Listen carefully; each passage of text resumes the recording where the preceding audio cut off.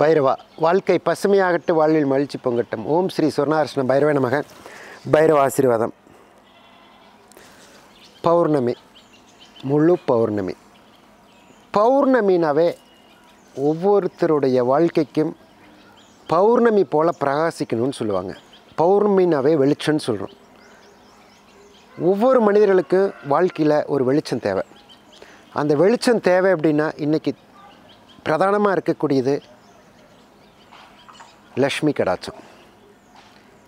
எல்லாருமே கடனில் அல்லப்பட்டு கடனில் குழப்பத்தில் தேவைக்கு மேலே நம்ம பாரத்தை சுமந்துக்கிட்டு கடன் சுமையிலிருந்து மீண்டு வெளியில் வரணும். அதுதான் பௌர்ணமி. நம்ம தென்னக காசி பைரவ திருக்கோவிலில் ஒவ்வொரு பௌர்ணமிக்கும் சிறப்பாக சொர்ண அபிஷேகம் நடந்துகிட்ருக்கு. வரக்கூடிய ஏப்ரல் 12/4/2025 பங்குனி 29 சனிக்கிழமை மாலை 4:30 மணிக்கு ஹோமங்கள் யாகம் ஆரம்பித்து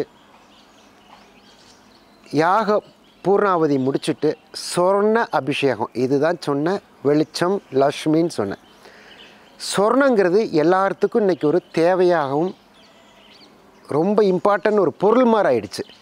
எப்படி ஒரு பொருளை நம்ம பாதுகாத்து வைக்கிறோமோ அது போல் ஒரு காசுங்கிறது ஒரு பொருள் மாதிரி இன்றைக்கி நம்ம பாதுகாத்து லக்ஷ்மியை உருவாக்க வேண்டிய நிலைமையிலையும் அதை தங்க வைக்கக்கூடிய போராட்டங்கள் நம்ம இருந்துகிட்ருக்கோம்.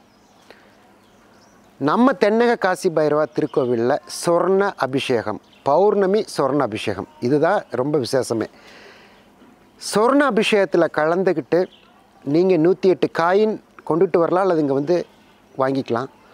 சொர்ண அபிஷேகம் என்ன? சொர்ண அபிஷேகம் 108 காயின் நம்ம தென்னக காசி கோவிலில் பிரதிஷ்டை செய்யப்பட்டிருக்கக்கூடிய சொர்ண லிங்கத்துக்கு சொர்ண அபிஷேகம்.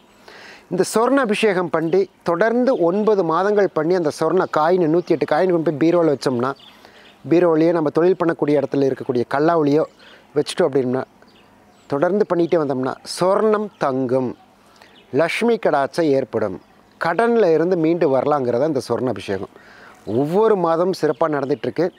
கண்டிப்பாக வரக்கூடிய ஏப்ரல் 12 பங்குனி 29 சனிக்கிழமை மாலை 4:30 மணிக்கு ஹோமத்தை ஆரம்பித்து பூர்ணாதி முடிச்சுட்டு சொர்ண அபிஷேகம் ஒவ்வொரு மாதம் சிறப்பாக பண்ணிகிட்ருக்கீங்க. நீங்கள் வந்து பண்ணிகிட்ருக்கீங்கிற போது ரொம்ப சந்தோஷம். அதில் இருந்து மீண்டு வெளியில் வரணும்னு நீங்கள் சொல்கிறீங்க பாருங்கள், அது இதை விட சந்தோஷம். கண்டிப்பாக பைரவருடைய அருள் கிடைக்கணும் பிரார்த்தனை பண்ணிக்கிறேன். ஓம் ஸ்ரீ சொர்ணார்ஷ்ண பைரவாய் நமக. பைரவ ஆசீர்வாதம்.